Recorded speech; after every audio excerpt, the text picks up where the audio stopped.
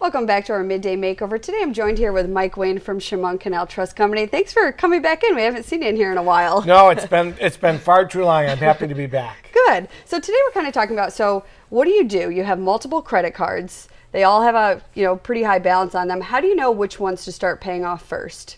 Well, I mean, first of all, it's important to remember that credit card is a useful and very powerful tool with people's financial planning. So if you have multiple cards, one of the criteria that you should look at is where are you relative to the available balance. You want to try and pay those down as quickly as possible. Interest rate is also a very important part of that strategy. But there are lots of things to think about as to how you got there. So as an example, don't use credit cards to spend foolishly on. So you need 4 new tires. That's a great thing to use a credit card, but then set a path that says, or a goal, I'm going to pay that off in 6 months or 10 months. If you're thinking about a tropical island visit for a vacation, that's probably not the best use of your credit card balances, because you're really spending above your means. You want to be able to kind of keep in control of what you owe and what you can afford to pay back.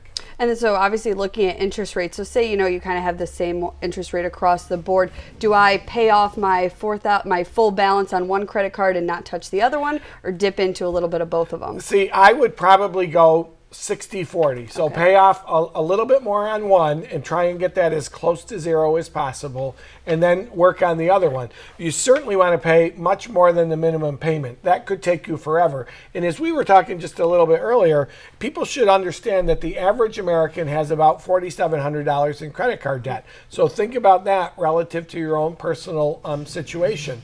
It's not always possible to have a zero balance. It's a great goal.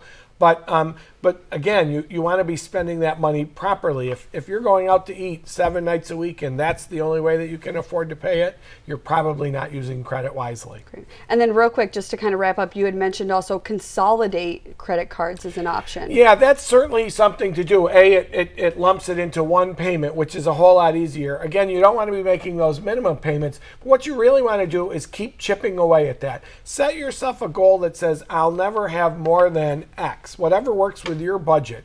Maybe it's $1,000, maybe it's $2,500, and make consistent payments. There's another thing. Every now and then people will get a tax refund or maybe a bonus at work or an increase in salaries. When those happen, try and put that money quickly available onto your credit card to try and, again, pay that balance down quickly. Great. All right. Well, thanks so much for coming in. And as always, we'll put all this information and tips from Chemung Canal on our website, weny.com.